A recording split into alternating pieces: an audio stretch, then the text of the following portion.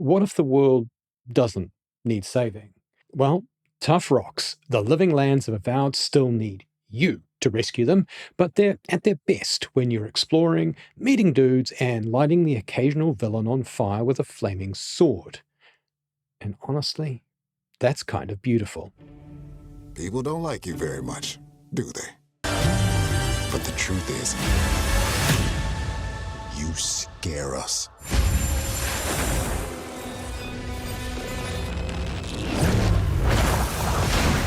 You start your epic quest in Avowed as the envoy, one of the Emperor's chosen from the lands of Adir. There's a plague called the Dream Scourge, and it's wreaking havoc on the Empire's citizens and, more importantly for the Emperor, his throbbing desire to colonize and subjugate the free peoples of the living lands. Of course, it sounds nicer when he says it. As far as setups go, it reminds me more of Tyranny, arguably Obsidian's finest effort, but it doesn't deliver the same feels or gameplay. Evil hasn't yet won, but it's reaching out with grasping fingers, and you are one of its instruments. There's no particular pressure on you to deliver the living lands to the Emperor or to free it from Adir's yoke. You'll meet plenty of people from both sides of the aisle who'll try coaching you to support them. The real reveal, when the curtain is pulled aside, is that none of this matters, because there's a mysterious voice in your head and shit is about to get real. Similarities with Tyranny continue when we review the scores each game received, and some of that might be because some people are liars. See, critics claim to like morally complex situations, but what they most often want is to feel good about something. In Tyranny's Evil Has Already Won world, you're an agent of fuckery. The public perception of this classic is merely strong on OpenCritic. This is a marked contrast to Pillars of Eternity and its sequel, which both rank at mighty. I appreciate I'm a little late to the party, but it does let us view Avowed through the lens of other reviewers and, crucially, how it stacks up against Obsidian's other darlings. As we've covered, the living lands face an existential threat, but not the obvious one. Reviewers expected Pillars of Eternity 3 with a Doom camera, but what they got was the Outer Worlds in fantasy clothes, borrowing some of Tyranny's moral complexity. I suspect that mismatch in expectation explains some of the reception.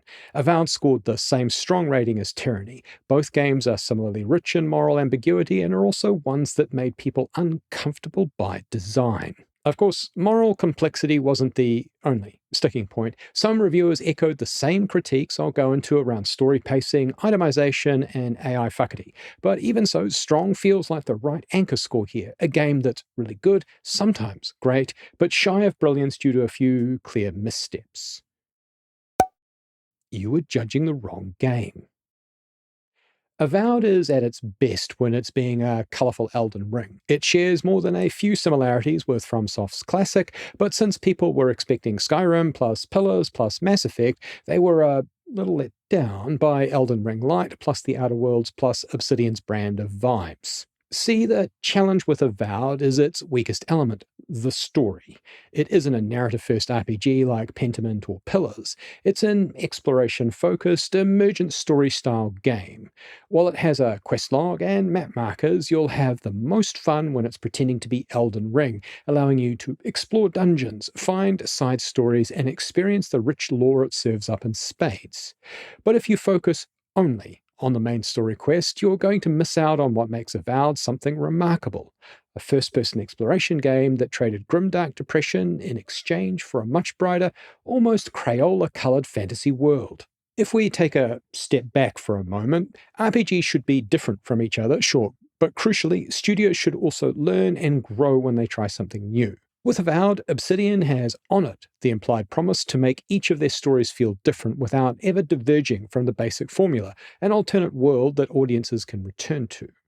Avowed fits that mold. It's the same fantasy, the same promise, but a different experience from Pillars. I reckon they've learned a few things too, and we'll see some of their tricks in games of the future, but I'm getting ahead of myself. For now, it's arguably a far better Skyrim than Skyrim, a fun and colourful Elden Ring, and is absolutely worth your time. Escapism Rewritten. I don't know if you've noticed, but people are tired, man. Most of my friends want comfort, connection, banter, or just some goddamn sunlight instead of the enforced huggy of late-stage capitalism's eternal winter. There's an interesting recent article from PC Gamer. Game devs want to know what today's teens want, and surveys say sex and romance isn't it.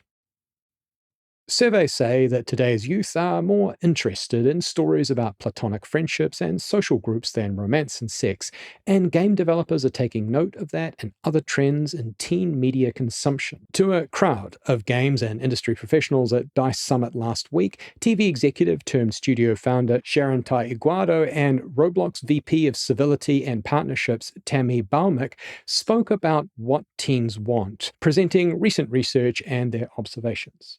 The first observation, kids are lonely. According to one study, 73% of young people ages 16 to 24 say they sometimes or always feel alone.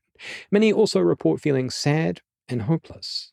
Baumick attributes this to everything: the state of the world, climate change, social media feeds. Avowed leans into this. There are no romance arcs, no forced pairings, just you and your squad cruising the land and righting wrongs. Avowed gives you the agency you lack in real life. It swaps out the cheap thrills draw card of sex or romance and puts in the doppelganger of a crew that are on your side. PC Gamer's article says that 73% of young people sometimes or always feel alone, as well as feeling sad and hopeless. Avowed will give you a group of heroes at your side who want nothing more than to see you win, to succeed, to become the best you can be. It's a sad indictment of our world that the best forms of escapism we can find are those where we have real friends. But the word real is doing a lot of heavy lifting here. Avowed gets the vibe right, but misses deeper emotional stakes. The friendship and banter are great, and there are some absolutely golden one-liners, but without tension or arcs, it's surface level. And I get the appeal, and it brings us to another article from Button Down. How much are you willing to pay for a fantasy? The article digs into why, with so many stories essentially being the same narratives, we are willing to shell out to experience them again. TLDR, it's about what you make readers feel. If Avowed gets one thing right, it's the feel of having people at your back, of how your homies Kai, Giata, Yardsley, and even Marius have your back when the stakes are high and the chips are down. They'll back your play even when you make a mistake. They'll honor your choices even if they don't think they're right. And they will stand at your shoulder when the world is coming for you, blade in hand, and ready for the end. That doesn't sound like many companies I've worked for and would stress a lot of friendships. If we're in this life for connection and the real world is letting us down, Avowed is here to give you the gateway to a world that makes it all right again. Like the best in the RPG genre, it offers a compensatory fantasy, a narrative that solves for the perceived deficiencies in reality. Exploration over plot. I'm going to come clean and say I spent probably the first 4 or 5 of my 60 hours with Avowed just corner-checking the starting town of Paradise. It wasn't because the game was unclear or I was on meth. It's because I kept finding environmental puzzles, people who weren't on the main story quest, and other cool shit. For example, you'll find a local militia of sorts in a passive-aggressive standoff with your team from Adir. Neither side comes forward to ask for help, but as you parkour into a locked building through an open window from a crane, you find evidence telling you exactly which side is being a dick. Avowed shines when you're poking around a ruined lighthouse, stealing from pirates, or dueling an arrogant guardswoman to win her arquebus. It has some S-tier world design and environments that very much remind me of the cleverness of Elden Ring. For example, in Elden Ring, you can often see traps in the environment and avoid them. Same deal in Avowed. I absolutely adore how traps work. There's no rogue in your party with a dice roll to disarm a trap. It's just you, my dude, and you need to work out how to avoid that pressure plate or get to your destination some other way. Or, I guess you can face tank it because you can build your tune how you want, hero. There's no one nagging you to get on with a high-stakes plot. There's no quest timer counting down to the detonation of reality. Sure, there's a plague, and that's bad, especially for all the sick people, but you can 100% fit in one more dungeon before you find a cure. While you need to save the world, Avowed also lets you live in it first. That said, it's time to get into some of Avowed's errors, like how when it tries to deliver deeper story moments, it often fumbles. The trolley problem. One quest was a peak low. There are two horrible people arguing about two horrible ways to fix the plague. It's the classic trolley problem, but the Dumb and Dumber edition.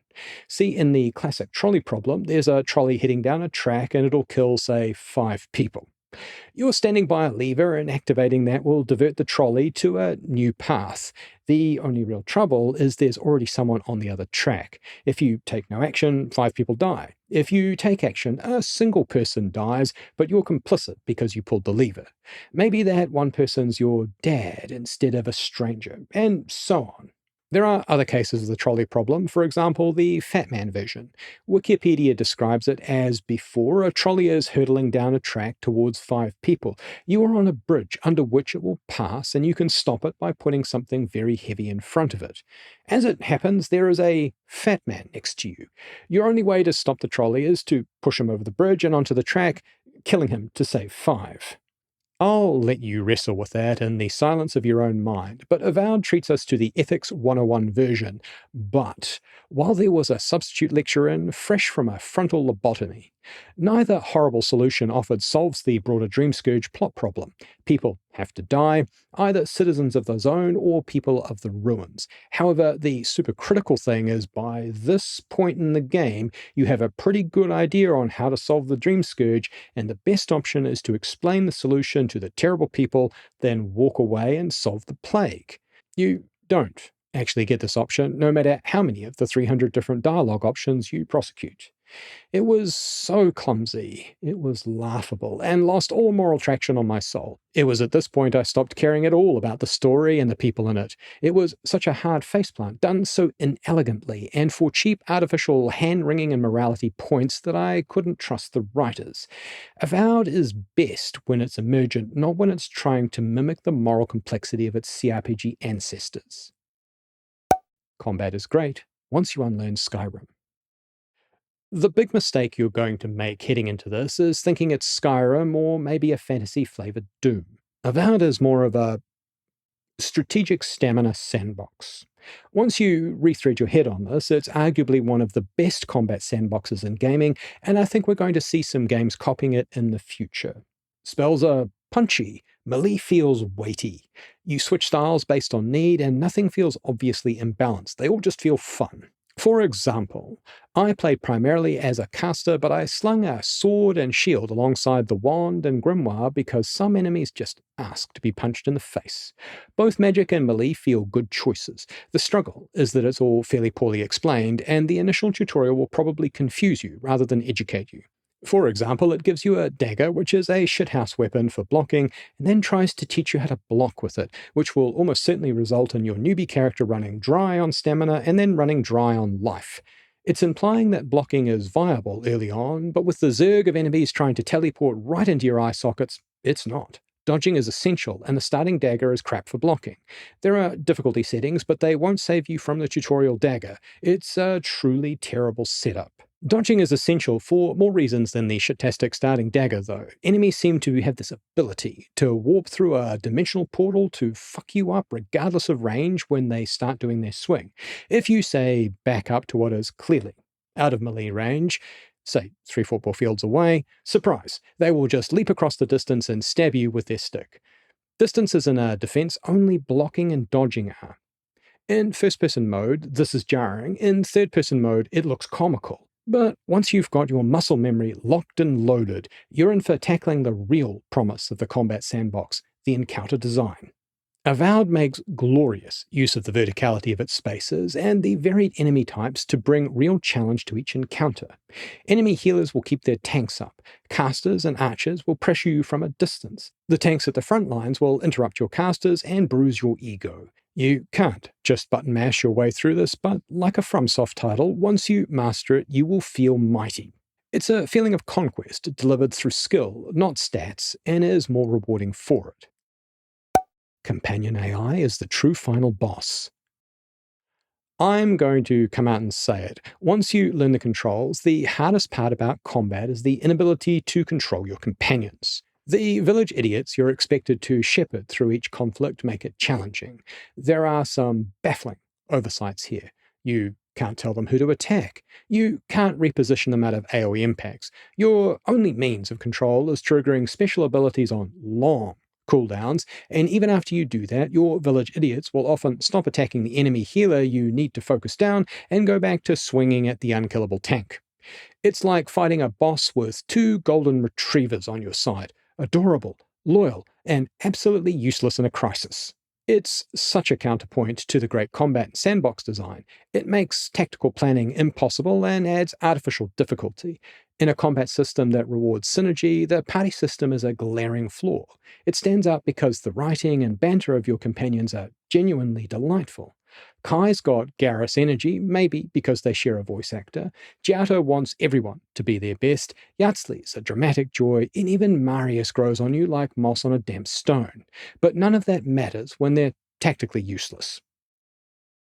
Loot curve or cliff? I suspect the thing that Avowed will be least well remembered for is its itemization system and how that couples with player power. It borrows another trick from Elden Ring. Items are rare, you're not going to be dripping in purple loot by wandering the living lands. You definitely find gear, but the real power-up comes from scavenging materials and using them to upgrade equipment. This isn't quite the dopamine hit many RPG players expect. In most itemization-based RPGs, you get a cool +3 sword of badassery and take it on a murder spree. In Avowed, you find a plus fuck all sword of badassery and need to pick flowers for some reason to upgrade it to +3. While you're picking flowers, all the monsters guarding them come factory equipped with +5 weapons and are trying to murder you. Entering a new zone means starting a new power tier, and it's rough. But, like I said, this is pure Elden Ring. In Elden Ring, you find cooler items, but you also need smithing stones to level them up. If you didn't like Elden Ring's itemization, you're not going to like Avowed's either.